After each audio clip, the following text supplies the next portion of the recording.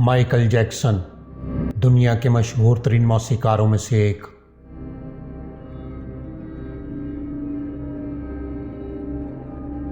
اپنے خوابوں کو حقیقت میں بدلنے اور قدرت کے قوانین کو شکست دینے کی کوشش میں مسلسل جدوجہد کرتا رہا۔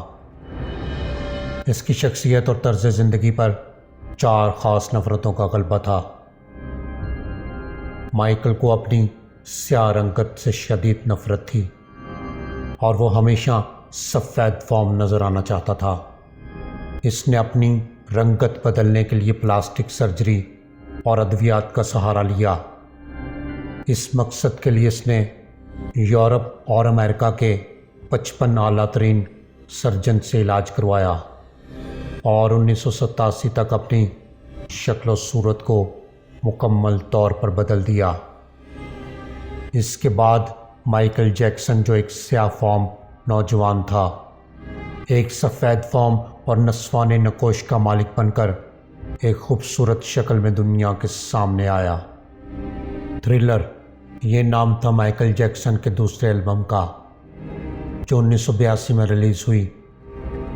یہ اس وقت دنیا میں سب سے زیادہ بکنے والا میوزیکل البم تھا۔ صرف ایک ماہ میں اس البم کی 6.5 کروڑ کاپیاں فروخت ہوئی تھیں، اور یہ ایک ریکارڈ ہے جو Guinness book of world record میں شامل کیا گیا تھا۔ مائیکل جیکسن گمنامی سے نفرت کرتا تھا اور گمنام نہیں رہنا چاہتا تھا۔ اس البم کے ذریعے مائیکل نے گمنامی کو شکست دی اور ایک مشہور شخصیت کے طور پر سامنے آیا۔ مائیکل جیکسن اپنے ماضی سے بھاگنا چاہتا تھا۔ اس نے عزیزوں اور رشتہ داروں سے قطع تعلق کر لیا تھا، اپنے رہائشی پتے بدل لیے، یہاں تک اس نے اپنے لیے کرائے کے سفید فام ماں باپ بھی حاصل کر لیے۔ مائیکل نے اپنے پرانے دوست احباب سے کنارہ کشی اختیار کر لی، مگر ان اقدامات کے نتیجے میں وہ تنہائی اور مصنوعی زندگی کے گرداب میں پھنس گیا۔ مائیکل جیکسن نے اپنی پہچان بنانے کے لیے ایلوس پریسلے کی بیٹی لیزا میری بلیسلے سے شادی کر لی۔ اس نے اپنے بڑے بڑے مجسمے یورپ میں لگوا دیے، اور مائیکل نے مصنوعی طریقہ تولید کے ذریعے ایک نرس ڈی رو سے اپنا بیٹا پرنس مائیکل بھی پیدا کروا لیا۔ ڈی رو کے بدن سے اس کی بیٹی پیرس مائیکل بھی پیدا ہوئی۔ مائیکل جیکسن موت سے شدید نفرت کرتا تھا۔ مائیکل طویل زندگی کا خواہش مند تھا، کم از کم 150 سال تک زندہ رہنے کی خواہش رکھتا تھا۔ اس مقصد کے لیے وہ رات کو آکسیجن کے ٹینٹ میں سوتا تھا۔ وہ جراثیم، وائرس اور بیماریوں کے اثرات سے بچنے کے لیے دستانے پہن کر لوگوں سے ہاتھ ملاتا تھا۔ وہ لوگوں میں جانے سے پہلے منہ پر ماسک چڑھاتا تھا۔ کھانے میں بھی وہ مخصوص کھانے ہی کھاتا تھا، اور اس نے اپنے لیے ڈاکٹرز کی ایک ٹیم مستقل طور پر تیار کر رکھی تھی۔ یہ ڈاکٹرز روزانہ اس کے جسم کے ایک ایک حصے کا معائنہ کرتے تھے، یہاں تک کہ مائیکل نے اپنے لیے فالتو پھیپھڑوں، گردوں، آنکھوں، دل اور جگر کا بھی بندوبست کر رکھا تھا۔ یہ وہ ڈونرز تھے جن کے تمام اخراجات مائیکل اٹھا رہا تھا، اور ان ڈونرز نے بروقت ضرورت اپنے اعضاء سے عطیہ کر دینے تھے۔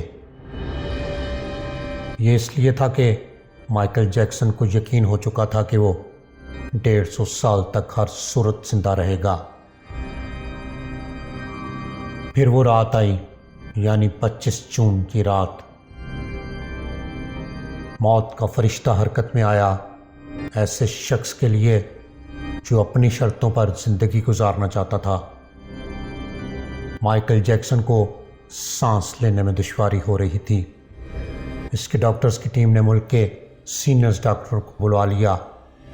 یہ ڈاکٹرز مل کر موت کو ہرانے کی کوشش کرنے لگے۔ یہ مائیکل جیکسن کو ہر صورت زندہ رکھنے کی کوشش کر رہے تھے، لیکن زندگی کی ڈور آہستہ آہستہ ہاتھ سے نکل رہی تھی۔ سب کوششیں بے سود۔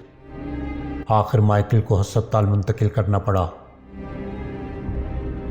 یہ وہ شخص تھا جس نے 150 سال تک زندہ رہنے کی منصوبہ بندی کی تھی۔ یہ لوگوں سے دستانے پہنے بغیر ہاتھ نہیں ملاتا تھا، جو زمین پر جوتوں کے بغیر پیر نہیں رکھتا تھا، جس نے کبھی ڈاکٹرز کے مشورے کے بغیر کوئی چیز نہیں کھائی، جو رات کو آکسیجن ٹینٹ میں سوتا تھا، جس نے زندہ رہنے کے لیے جو بھی ضروری چیزیں تھیں اپنے فانی جسم کو مہیا کر دی تھیں، جس نے قدرت کو چیلنج کر دیا تھا۔ وہ شخص 50 سال کی عمر میں صرف 30 منٹ موت سے لڑنے کے بعد اس فانی دنیا سے رخصت ہو گیا۔ اس کی روح سیکنڈز میں جسم سے پرواز کر گئی اور وہ ڈاکٹرز کچھ نہ کر سکے۔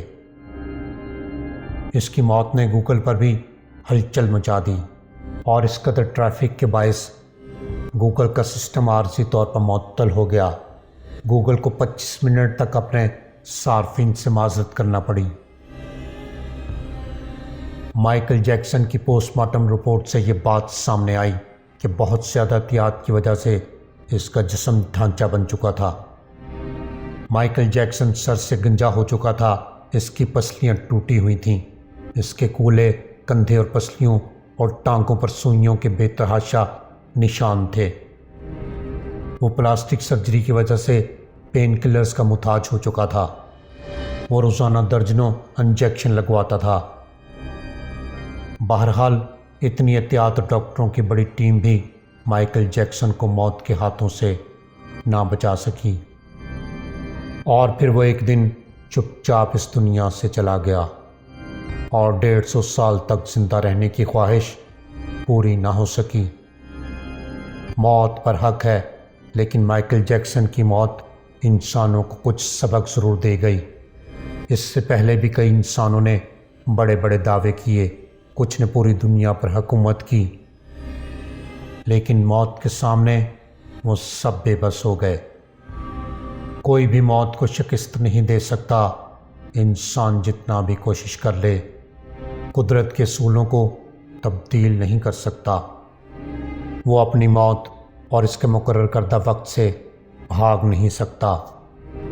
مائیکل جیکسن کی موت اور اسی طرح کی دوسری مثالیں بھی انسان کو سمجھا نہ سکیں۔ انسان یہ خیال کرتا ہے کہ وہ ایک نہ ایک دن موت کو دھوکہ دے دے گا اور 150 سال تک ضرور زندہ رہے گا، حالانکہ ایک پل کی خبر نہیں۔ دعا کریں کہ اللہ ہمیں عقل عطا کرے اور ہم اپنی حقیقی زندگی کو پہچان سکیں۔